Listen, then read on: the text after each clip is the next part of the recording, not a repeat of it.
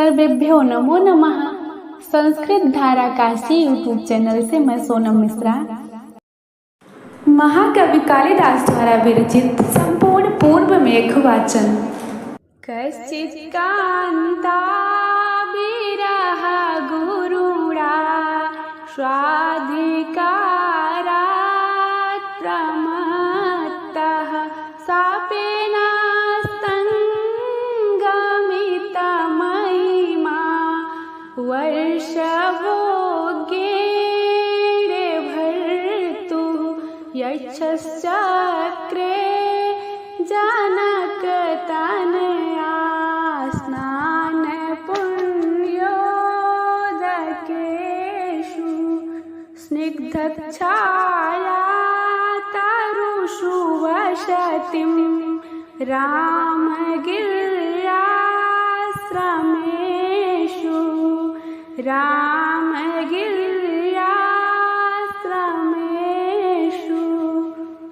तस्मिन्नद्रौ कतिचिदबला विप्रयुक्तः सकामी नीत्वामासान् कनकेवलये भ्रंसरिक्तप्रकोष्ठः आषाढस्य प्रथमदिवसे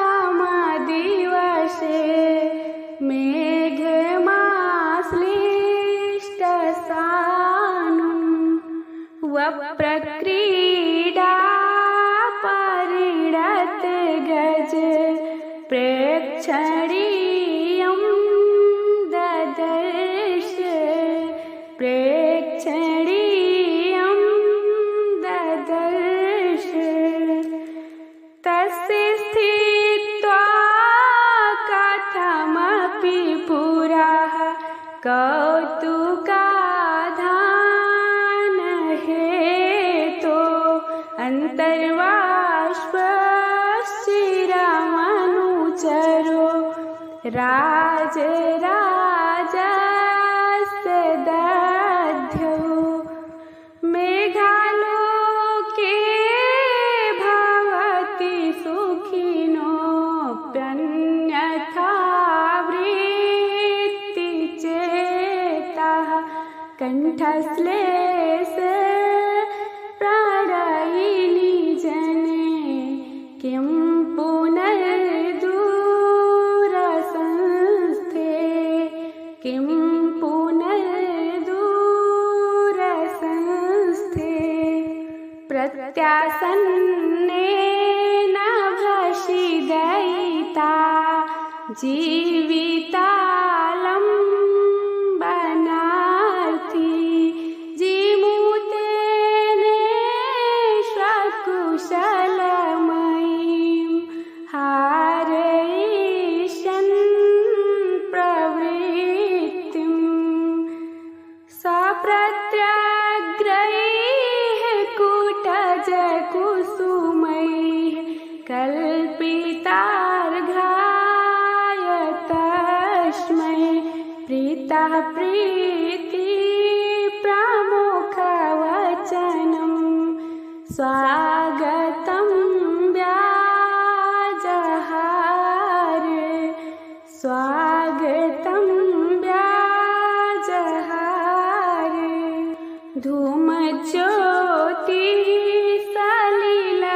धूमज्योतिसलिलमरुतां सन्निपातः क्व मेघः सन्देशार्थः क्व पटुकर्णैः प्राणिभिः प्रापणीयाः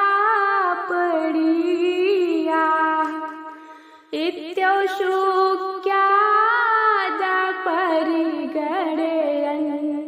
गुह्यकस्तं ययाचे कामार्तायि प्रकृतिकृपणाश्चेतना चेतनेषु चेतना चेतनेषु जातं वंशे भुवन विदिते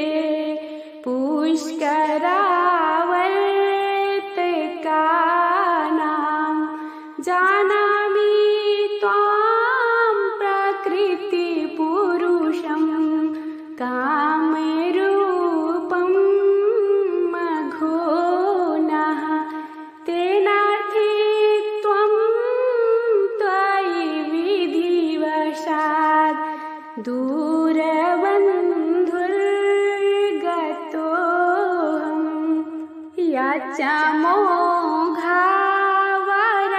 याच्यमोघावरमधिगुणे नाधमे लब्धकामा नाधमे लब्धकामा संतप्तानां त्वमसि शरणं तत्पयोदप्रियाया सन्देशं मे हरे धनपति क्रोधविश्लेषितस्य गन्तव्या ते वसतिरलेका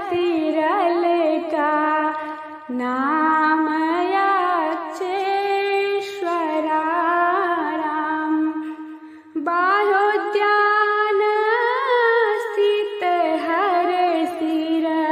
बाहोद्यानस्थितहरशिरश्चन्द्रिका धौते हर्म्या चन्द्रिका धौते हर्म्या त्वामारूढं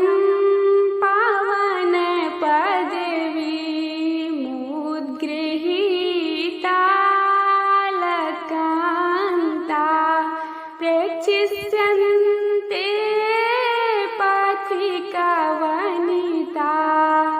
प्रत्ययादा स्वसत्याः कः सन्नद्धे विरहविधुरां त्वयि उपेक्षेत जायां नाशादन्योऽप्यहमिव जनो यः पराधीनवृत्तिः यः पराधीनवृत्तिः तां चावश्यं दिवसे गणना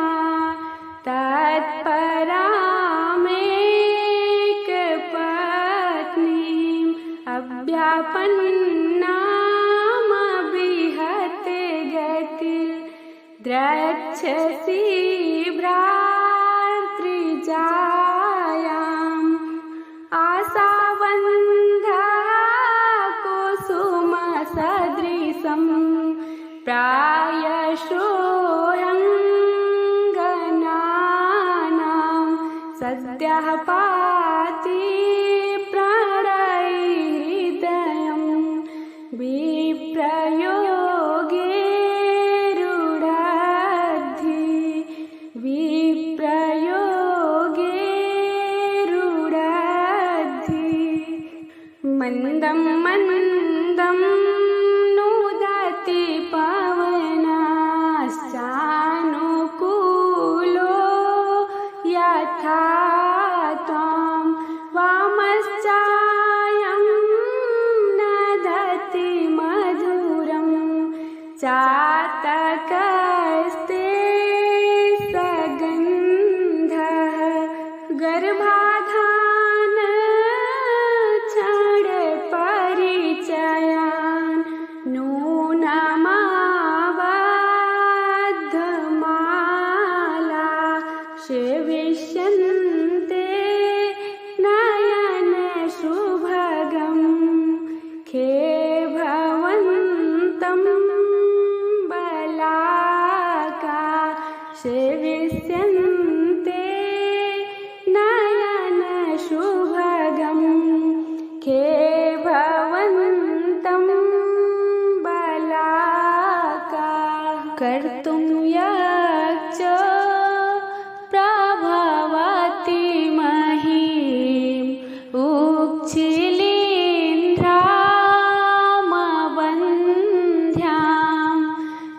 श्रुत्वा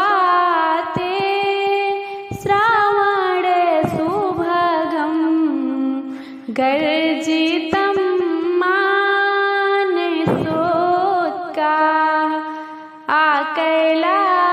आकैलासात् विसकिसलय छेदे पाथेयवन्तः सम्पश्यन्ते नभसि भवतो राजहंसा सहाया आपृच्छस्व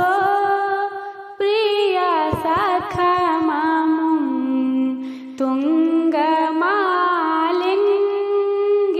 तुङ्गमालिङ्ग्यशैलं वन्दे पुंसां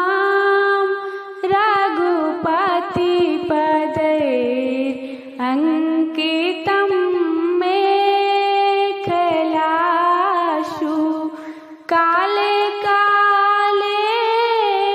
भवति भवतो यस्य संयोगमेत्य स्नेहव्यक्ति चिरविरहजं मुञ्चतो आस्वमोष्णम् मार्गं तावाच्चुडु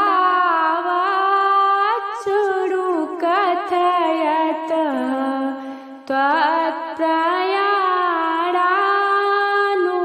त्वत्प्रयाणानुरूपं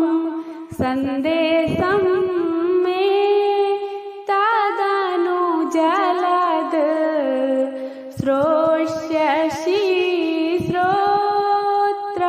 श्रोत्रपेयं खिन्नः खिन्नः शिखरिषु पदं न्यस्य गन्तासि यत्र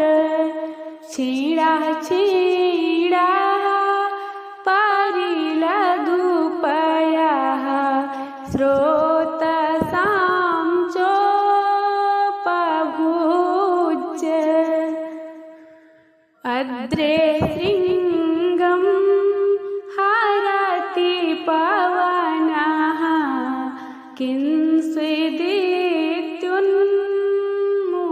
किंस्विदित्युन्मुखीभिः दृष्टो साहश्चकितचकितं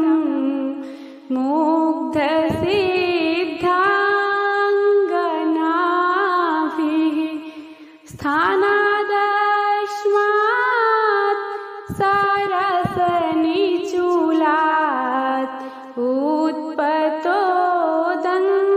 उत्पतोदन्मुखः खं दिग्नागानां पथि परिहरन्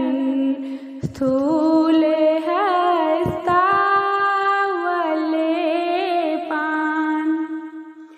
रत्नच्छाया व्यतिकरैव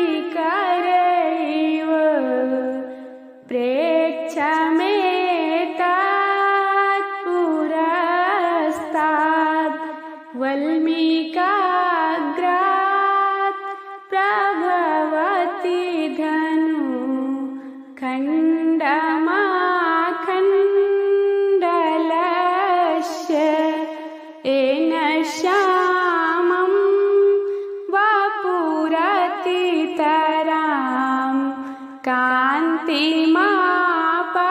कान्तिमापस्यते ते वर्हिणेव स्फुरितरुचिना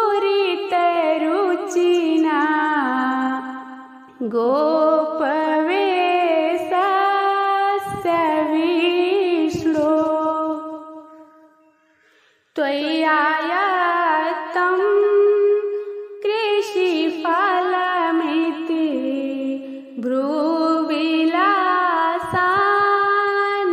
भ्रूविलासानभिज्ञै प्रीतिस्निग्धै जनपदवधू लोचनै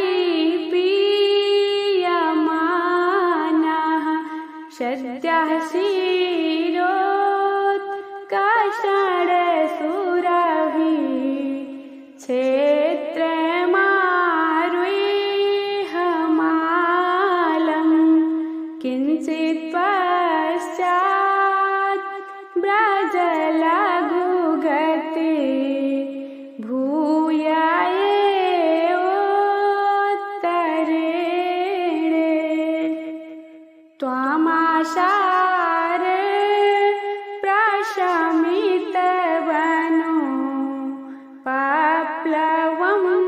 साधुमूर्ध्ना वक्षत् अध्वो समपरिगतं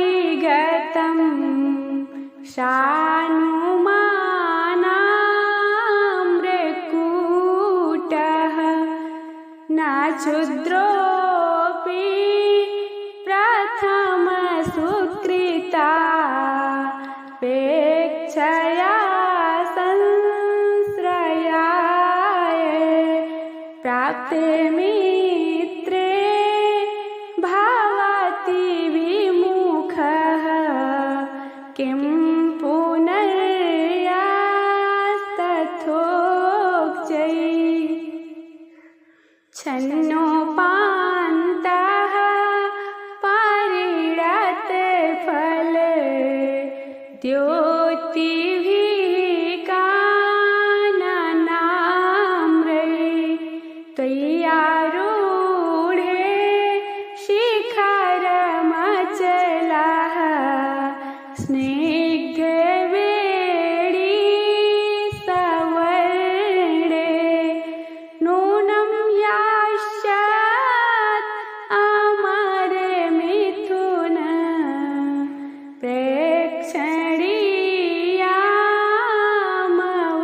प्रेक्षणीयामवस्थां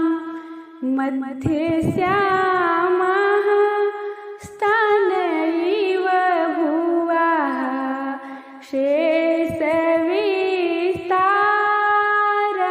शेषविस्तारपाण्डुः स्थित्वा तस्मिन् वनचरे वधू भुक्तकुञ्जे मुहूर्तं तोयोत्सर्ग द्रुततरगति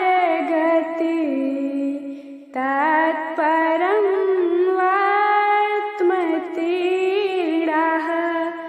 रेवां द्रक्षस् उपलविषमे विन्ध्यपादे विशीर्णां भक्तिच्छेदै इव विरचितां भूतिमङ्गे गजस्य तस्यास्तिक्तैः वनगजमदैः वासितं वान्तवृष्टि जम्बूकुञ्ज प्रतिहतिरयं तोयमादाय गच्छे अन्तः सारं घनतुलयितुं नानिलः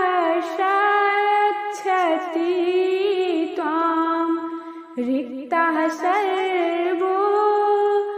भवति लघु पूर्णता गौरवाय रिक्तः सर्वो भवति लघु पूर्णता गौरवाय नीपं दृष्ट्वा हारितकपिशं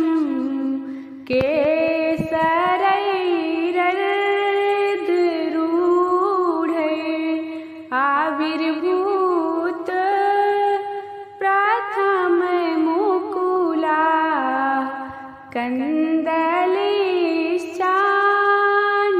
कन्दलीश्चानुकक्षं जग्ध्वारण्ये स्वधिकसुरभिं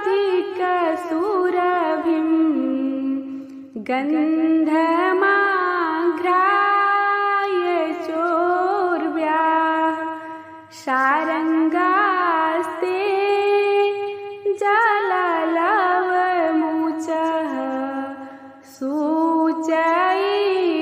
सूचयिष्यन्ति मा अम्भोबिन्दु ग्रहाणे चतुरान् चातकान् वीक्षमाणा श्रेणीभूता परिगणनया निर्दिशन्तो बलाका त्वामाशाद्य स्थानितसमये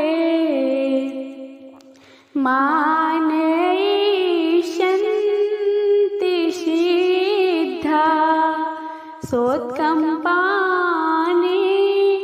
प्रियसहचरी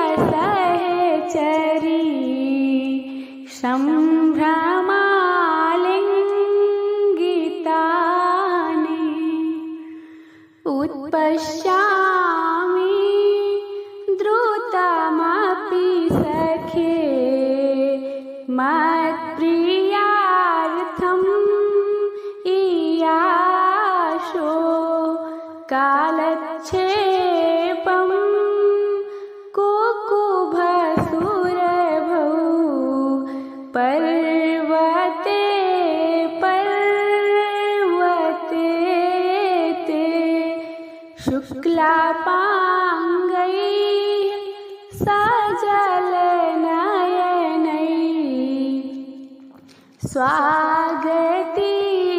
स्वागतीकृत्य केका प्रत्युद्यातः कथमपि भवान् गन्तुमाशु व्यवश्येत् पाण्डुच्छायो पावने वृतयः केतकैः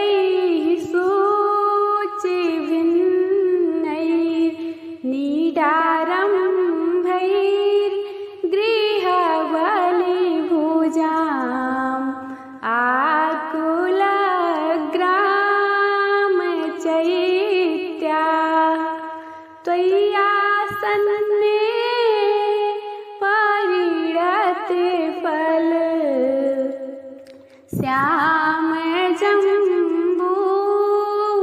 श्यामजम्बूवनान्ता सम्पश्यन्ते कतिपयदिना स्थायी हंसादसार्णा तेषां दृक्षु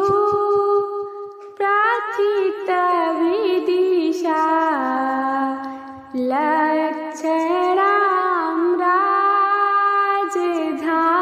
राजधानीं गत्वा सद्यः फलमविकलं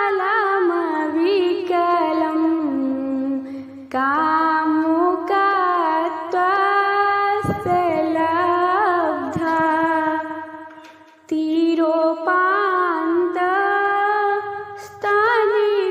तीरोपान्तस्तनितसुभगं पास्यसि स्वादुयस्मात् सभ्रुभङ्गं मुखमिव पयो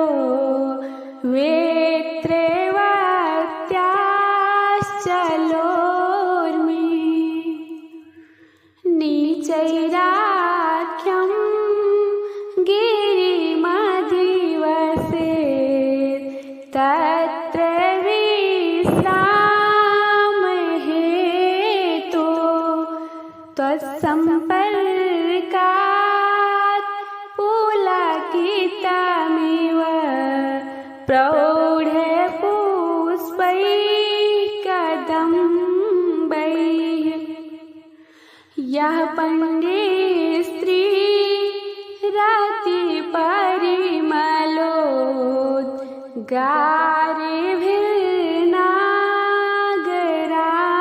रतिपरिमलोद्गारिभिर्नागराणाम् उद्दामानि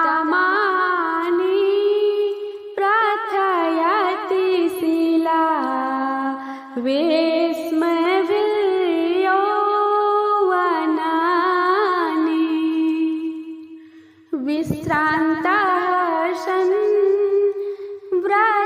वन नदी तीरे जाता निसिंचन उद्यानानां नव जले यूथिका जालकानि गण्डस्वेदा पनयन रुजा क्लान्ते कर्णोत्पलानां छायादानात् क्षरे परिचितः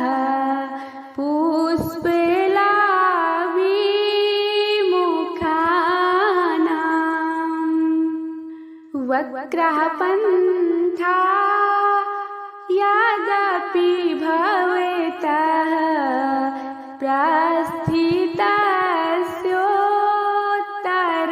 प्रस्थितस्योत्तराशां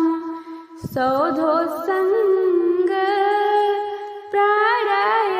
विमुखो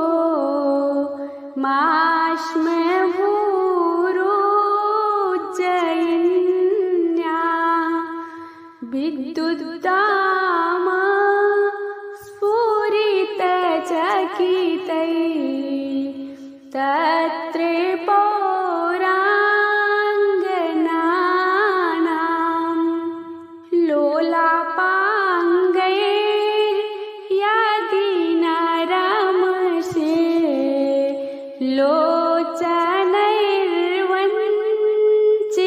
लोचनैर्वञ्चितोषि विचिक्षोभ स्तनितविहग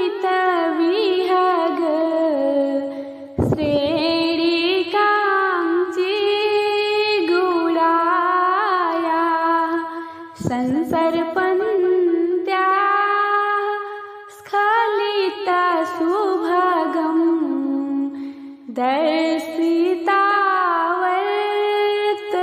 दर्शितावर्तनाभे निर्विन्ध्याया पथि भवरसा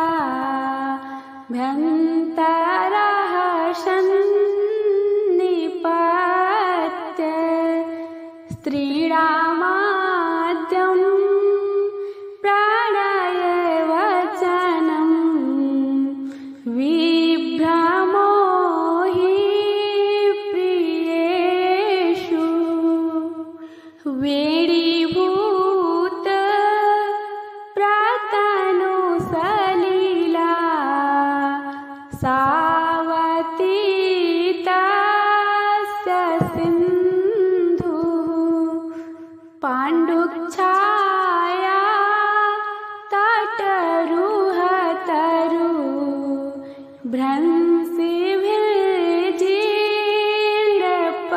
भ्रंसिभिर्जीर्णपर्णैः सौभाग्यं ते सुभगविरह वस्थया व्यञ्जयन्ति कार्श्यं येन त्यजति विधिना सा त्वयैयोपपाद्यः कार्श्यं येन त्यजति विधिना सा त्वयैयोपपाद्यः प्राप्यावन्ति नोदयने कथा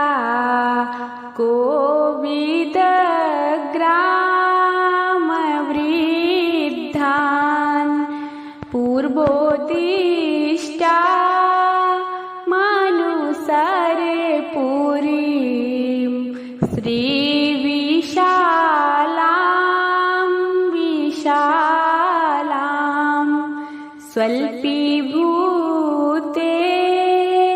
सुचरिते फले स्वर्गिणां गां गतानां शेषै पुण्य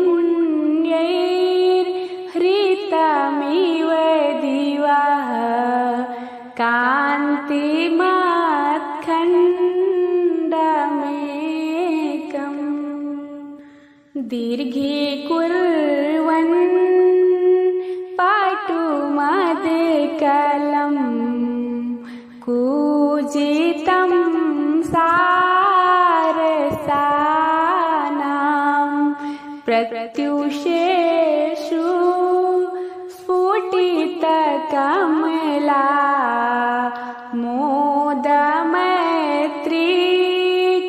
मोदमैत्रीकषायः यत् स्त्रीणां हरति सुरत्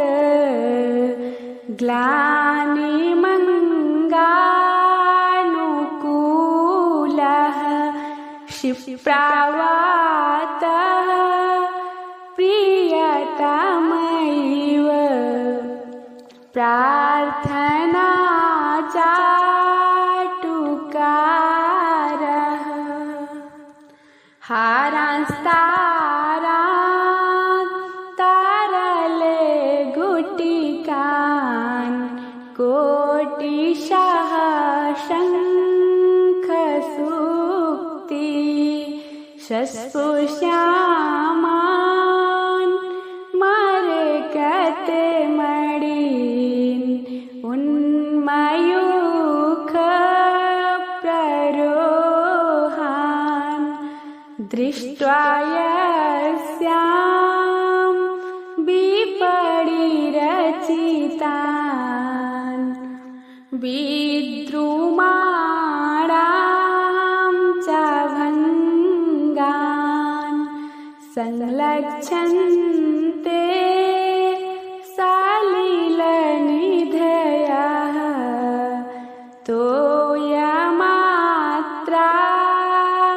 तोयमात्रावशेषा प्रद्योतस्य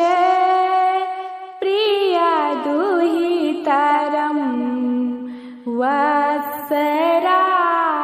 वत्सराजोऽत्र जह्वे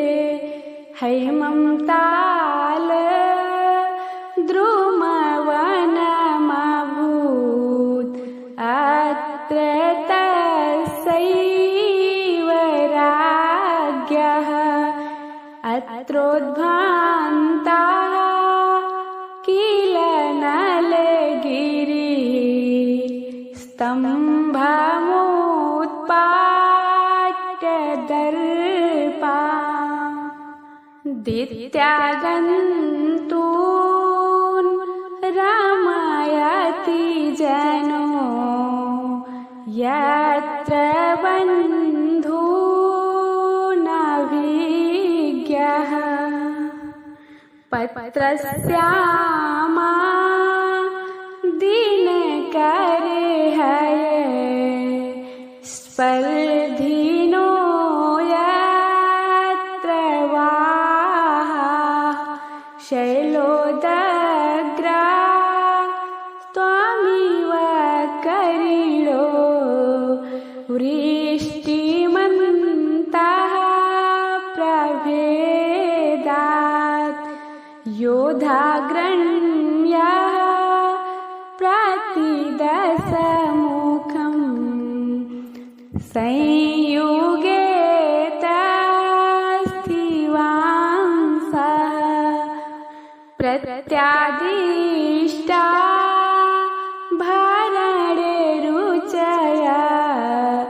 चन्द्रहासे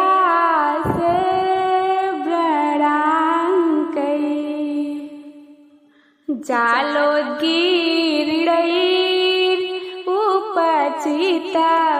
जालोद्गीर्णैरुपचितवपुः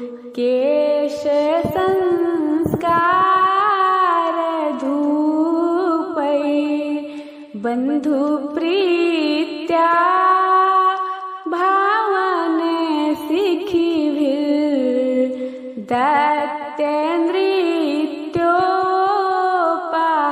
दत्तेन्द्रित्योपहारः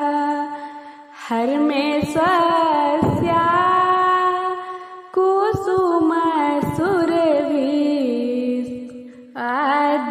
अध्वखेदं नयेथा लक्ष्मीं पश्यन् ललितवनिता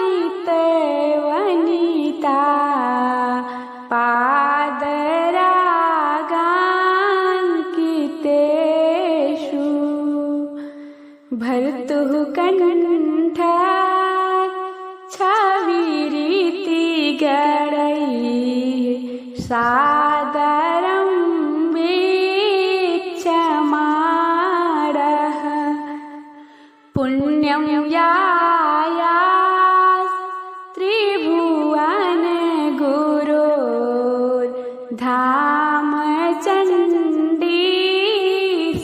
चण्डीश्वरस्य धूतोद्यानं कुवलयरजो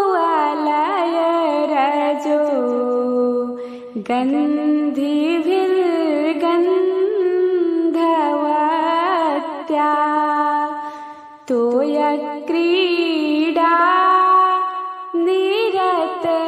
युवती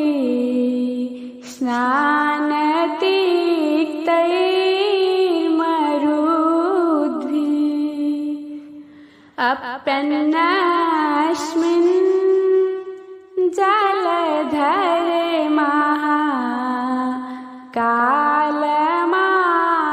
महाकालमासाद्य काले स्थातव्यं ते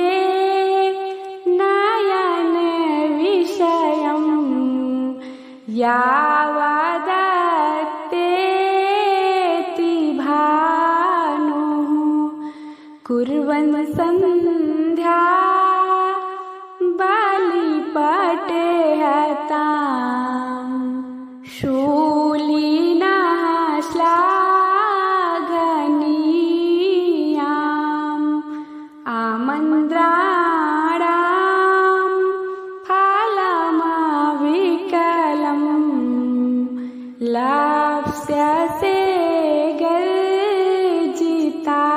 गर्जितानां पादन्यासैः क्वडितरसेना तत्र लीलावधूतैः रत्नच्छाया खचितवलेभिः चामरैः क्लान्तहस्ता वेश्यास्त्वत्तो नखपदे सुखान् प्राप्य वैशाग्रविन्दून् आमोक्षन्ते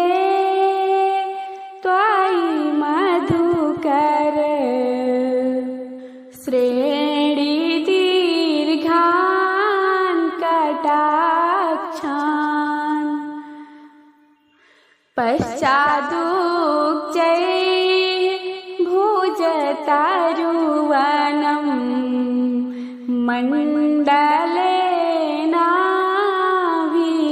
मण्डलेनाविलीनः सान्ध्यं तेजः प्रतिनवजपा पुष्परक्तं दधानः नृत्यारम्भे हरे पशुपते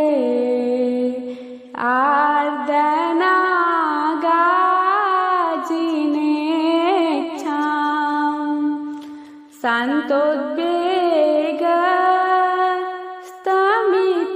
शान्तोद्वेगस्तमितनयनं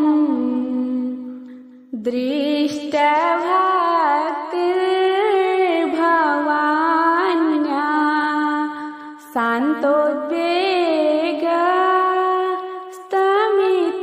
शान्तोद्वेगस्तमितनयनं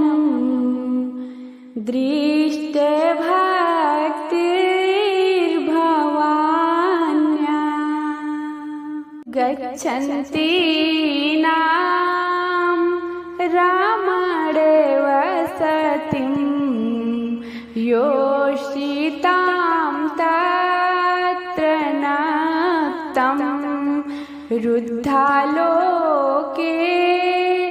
नरपतिपथे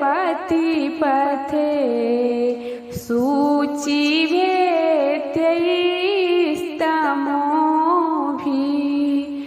सौदामन्या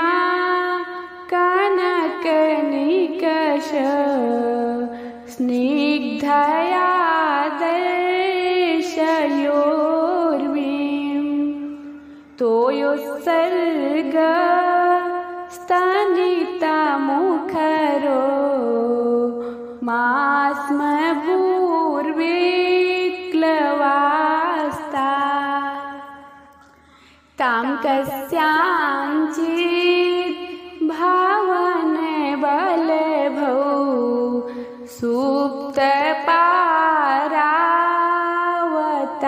सुप्तपारावतायां नीत्वा रात्रिं चिरविलसनात् खिन्नविद्युत्कलत्रः दृष्टे सूर्ये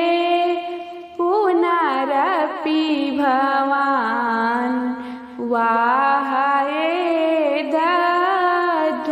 वाहयेदध्वशेषं मन्दायन्ते न खलु सुहृदाम् अभ्युपेतार्थकृत्या तस्मिन् काले नयनसलिलं योषितां खण्डितानां शान्तिं नेयं प्राणैर्भिरतो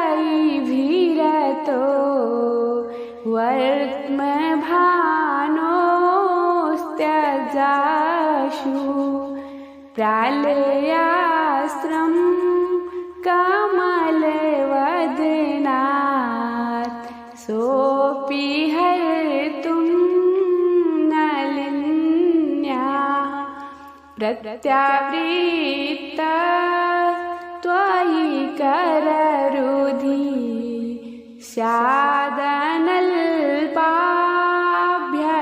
स्यादनल्पाभ्यसूयः गम्भीराया पायसि सरितश्चेतसि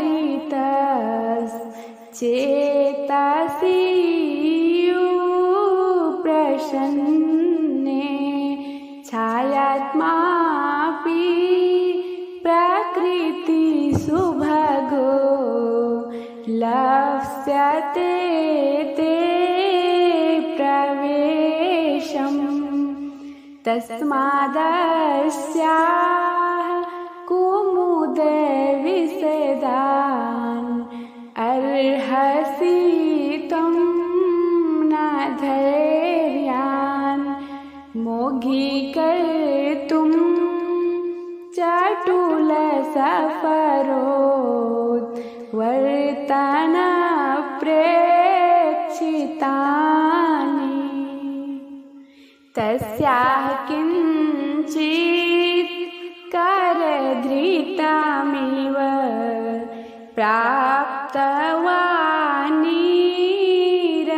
प्राप्तवानीरसाखं हृत्वा नीलं सलिलवसनं मुक्तारोधो नितम्बम् प्रस्थानं ते कथमपि सखे लम्बमानस्य भावि ज्ञाता स्वादो विवृतजघनां को विहातुं समर्थः त्वन्निस्यन्दो श्वसितवसुधा गन्धसम्पर्करम्यः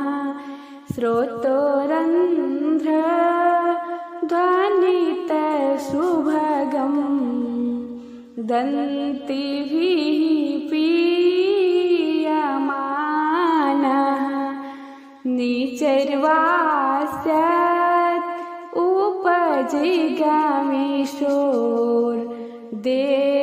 उपजिगामिषोर्देवपूर्वं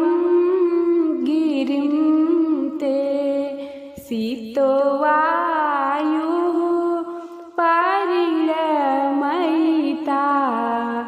काननोदुम्बराणां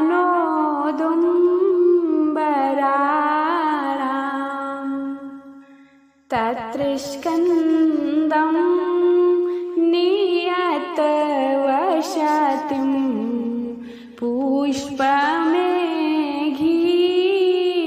पुष्पमेघीकृतात्मा पुष्पासारैः स्नपयतु भवान् व्योमगङ्गाजलार्दैः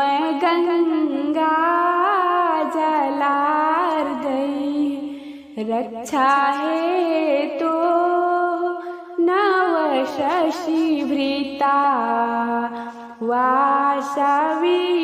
वासवीनां चमूनाम् अत्यादित्यं हुतवः मुखे संभृतं तद्धितेजः ज्योतिर्लेखा वलयगलितं यस्य वर्हं भवानी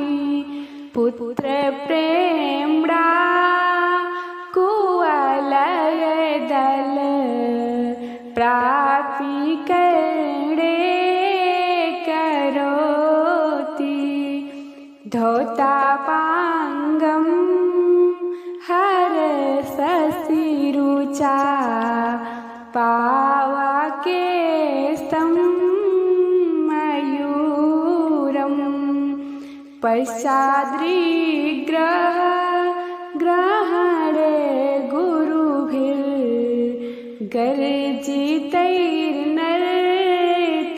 गुरुभिर्गर्जितैर्नर्तयेथा आराध्येनं शरवणे भवं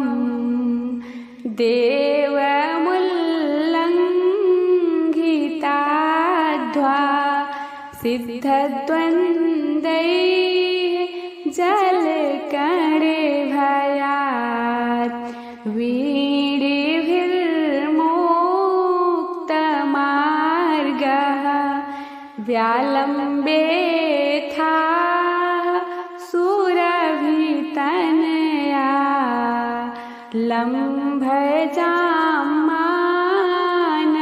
लम्भजामानयिष्यन् श्रोतो मूर्त्या भुवि परिणतां रन्ति देवस्य कीर्तिम् त्वय्यादातुं जलमवनते सार्ङ्गिणो वर्णचौरे तस्या सिन्धो ऋतुमपि तनुं दूरभावात् प्रवाहं प्रेक्षिष्यन्ते गगनगतयो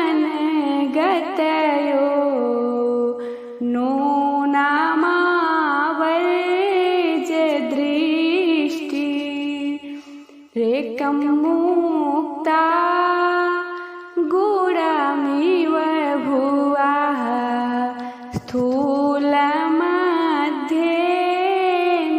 स्थूलमध्येन्द्रनीलं तामुत्तीर्य ब्रजपरिचित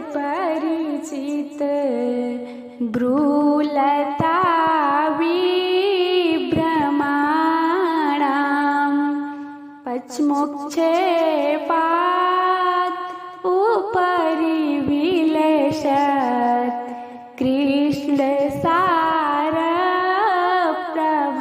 कृष्णसारप्रभाणां कुन्दक्षेपा नोगमधुकर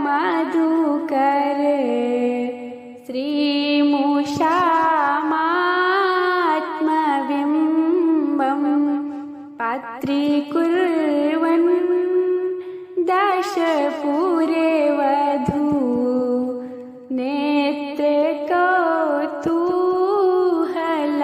नेत्रकौतूहलानां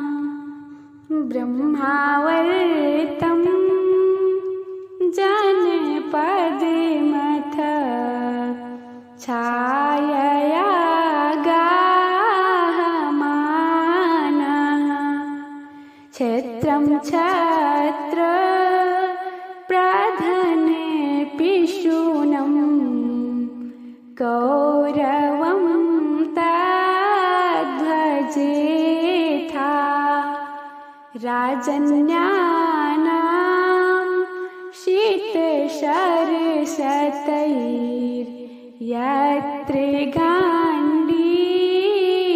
गाण्डीवधन्वा धारापातैस्त्वमिव कमला अभ्यवर्षन् मुखानि हित्वा हालाम् अभिमतिरसां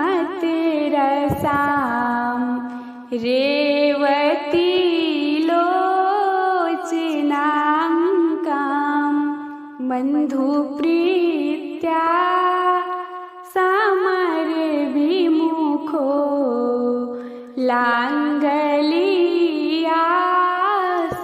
लाङ्गलीयासिषेवे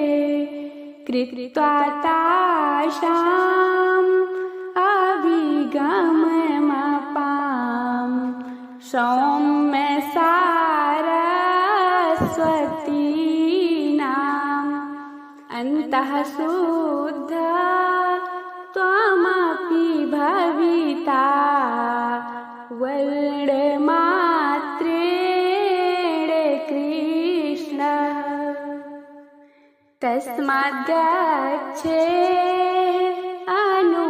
अनुकनखलं शैले राजावतीर्णां जह्नो कन्यां सागरतनया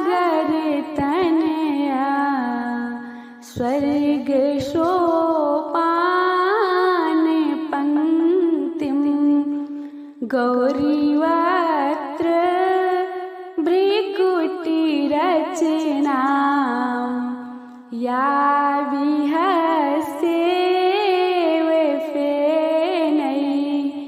शम्भोकेश ग्रहणमकरोत् इन्दुलग्नोर्मिहस्ता तस्या पातुं सूर्यगजैव व्योम्नि पश्चादलम्बी त्वं चेदक्ष स्फटिकविशदं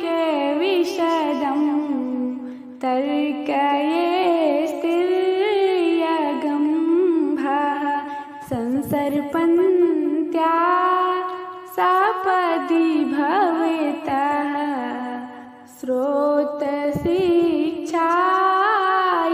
स्रोतशिक्षायाशौ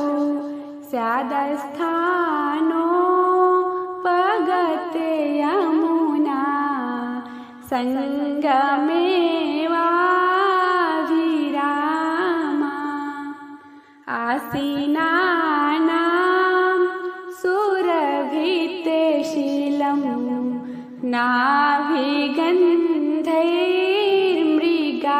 नाभिगन्धैर्मृगाणां तस्या एव प्रभवमचलं प्राप्य गौरं तुषारै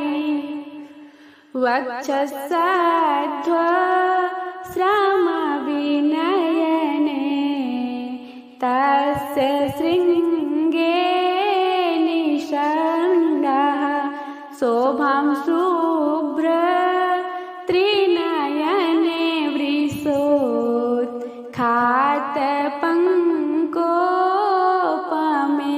वृषोत्खातपङ्कोपमेयाम् तं चेद्वायौ सरति सरल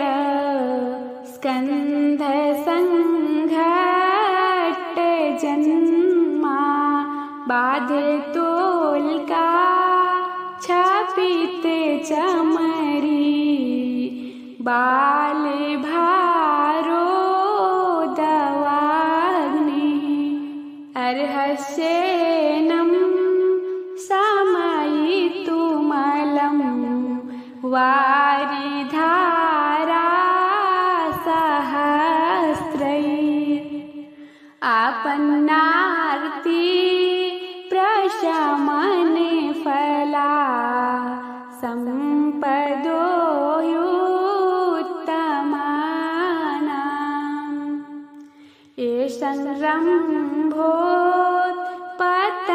संरम्भोत्पतनेरभिषा स्वाङ्गभङ्गाय तस्मिन् मुक्ताध्वानं सपदि शर्भा लङ्घयेयुर्भवन्तम् तान् कुर्वीथा तुमुलकरिका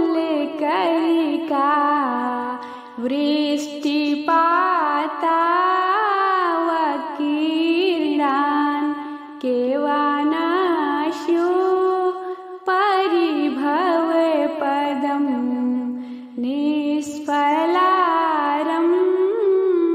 निष्फलारम्भयत्ना तत्र व्यक्तं दृशदि चरण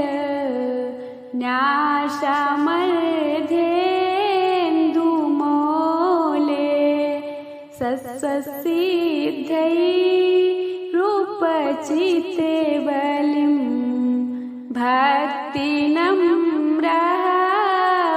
भक्तिनम्रपरिया यस्मिन् दृष्टे करणे विगमात् ऊर्ध्वमुद्धूते पापा कल्पिष्यन्ते स्थिरे गडे पद प्राप्तये श्रद्दधाना शब्दायन्ते मधुरे मलिलै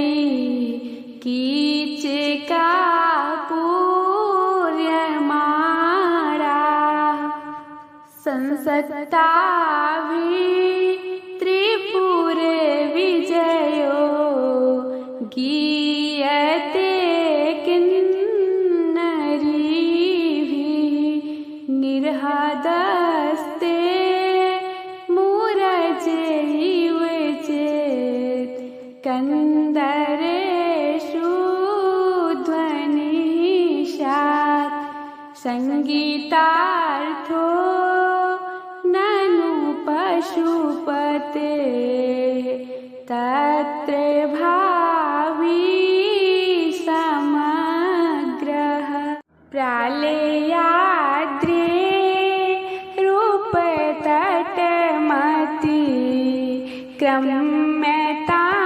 क्रम्यतांस्तान् विशेषान् हंसद्वारं भृगुपतियसो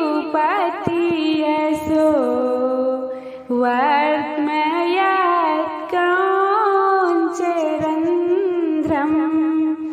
तेनोदीचिं दिशामनुसरे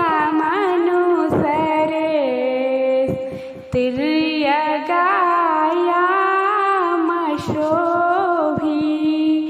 श्यामः पादो बालिनियमना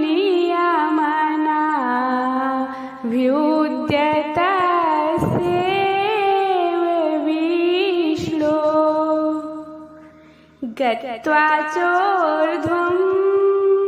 दशमुखभुजो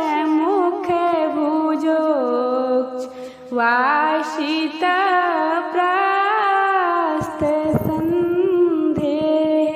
कैलासस्य त्रिदशवनिता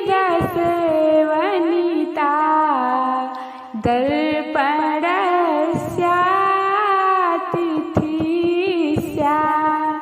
शृङ्गोक्षायै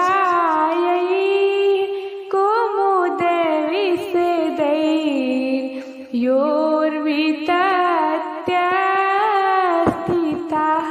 खं राशीभूतः प्रतिदिनमिव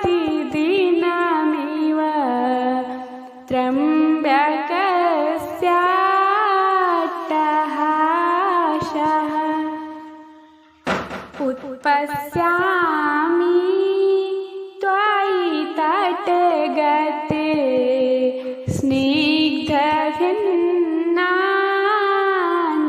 स्निग्धभिन्नाञ्जनाभे सद्यः कृत द्विरदर्शन छेदे गौरस्य तस्य शोभामद्रे स्तमितनयन प्रेक्षणीयां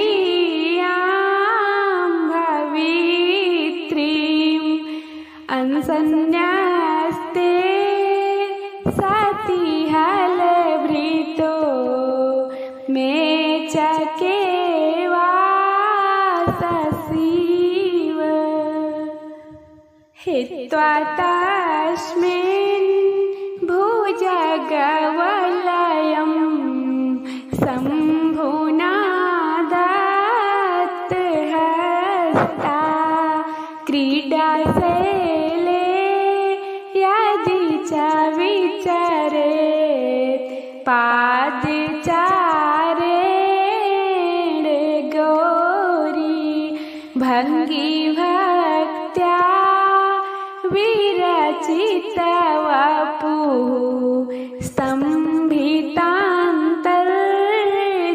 स्तम्भितान्तर्जलौघः सोपानत्वं कुरु मणितटा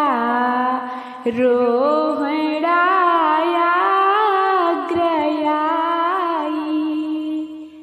तत्रावश्यं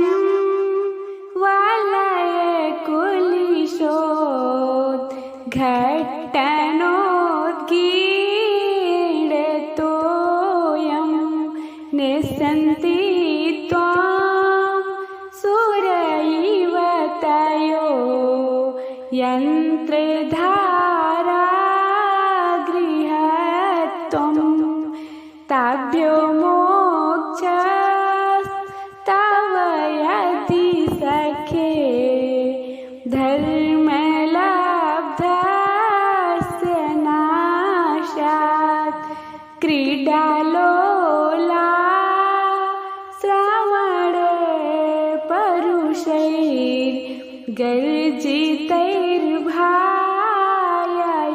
श्रवणपरुषैर्गर्जितैर्भाययेस्ताः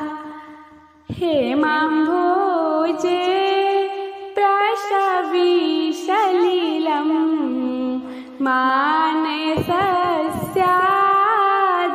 मानसस्याददानः कुर्वन् कामं क्षणमुखपट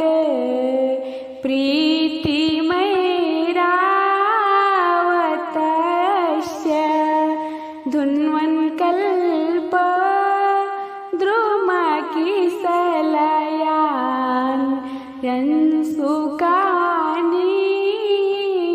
वातैः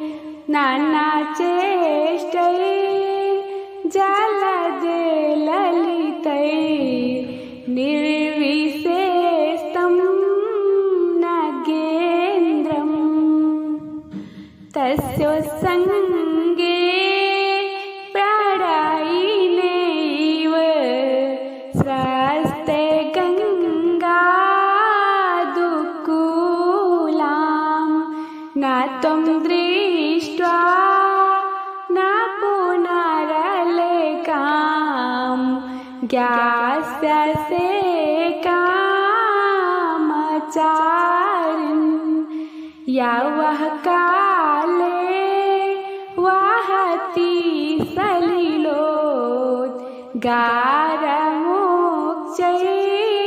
सलिलोद्गारमोक्षैर्विमाना मुक्ताजालग्रथितमलकं का